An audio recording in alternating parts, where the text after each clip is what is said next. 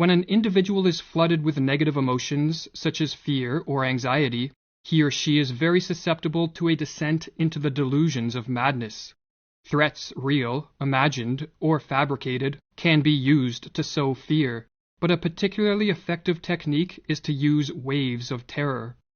Under this technique, the sowing of fear is staggered with periods of calm, but each of these periods of calm is followed by the manufacturing of an even more intense spell of fear, and on the process goes.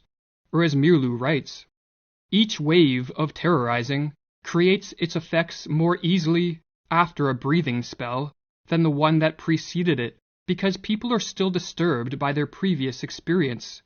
Morality becomes lower and lower, and the psychological effects of each new propaganda campaign become stronger. It reaches a public already softened up. While fear primes a population for menticide, the use of propaganda to spread misinformation and to promote confusion with respect to the source of the threats and the nature of the crisis helps to break down the minds of the masses. Government officials and their lackeys in the media can use contradictory reports, nonsensical information, and even blatant lies, as the more they confuse, the less capable will a population be to cope with the crisis and diminish their fear in a rational and adaptive manner. Confusion, in other words, heightens the susceptibility of a descent into the delusions of totalitarianism. Or as Mirlu explains, logic can be met with logic, while illogic cannot. It confuses those who think straight.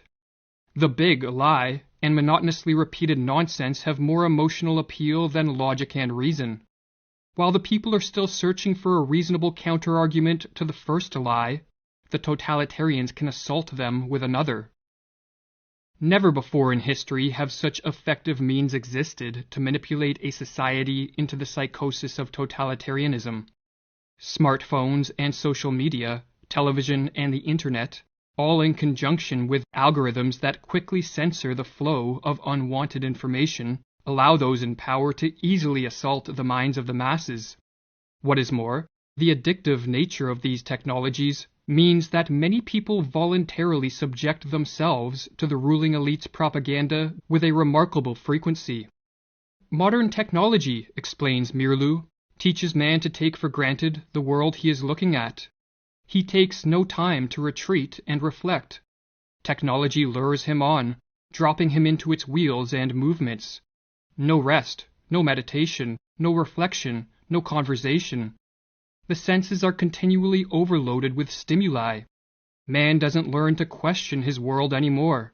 The screen offers him answers, ready-made. But there is a further step the would-be totalitarian rulers can take to increase the chance of a totalitarian psychosis, and this is to isolate the victims and to disrupt normal social interactions. When alone and lacking normal interactions with friends, family, and co-workers, an individual becomes far more susceptible to delusions for several reasons. Firstly, they lose contact with the corrective force of the positive example, for not everyone is tricked by the machinations of the ruling elite, and the individuals who see through the propaganda can help free others from the menticidal assault. If, however, isolation is enforced, the power of these positive examples greatly diminishes.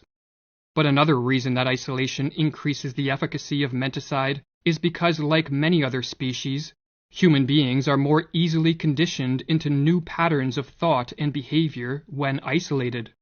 Or as Mirlu explains with regards to the physiologist Ivan Pavlov's work on behavioral conditioning, Pavlov made another significant discovery. The conditioned reflex could be developed most easily in a quiet laboratory with a minimum of disturbing stimuli. Every trainer of animals knows this from his own experience. Isolation and the patient repetition of stimuli are required to tame wild animals.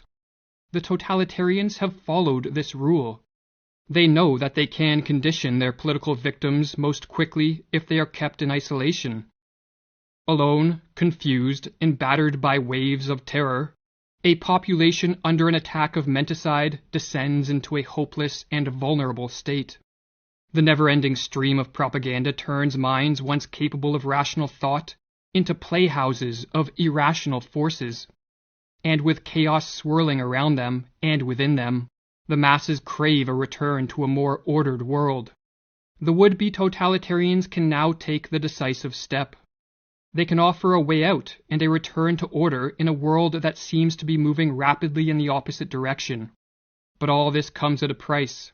The masses must give up their freedom and cede control of all aspects of life to the ruling elite.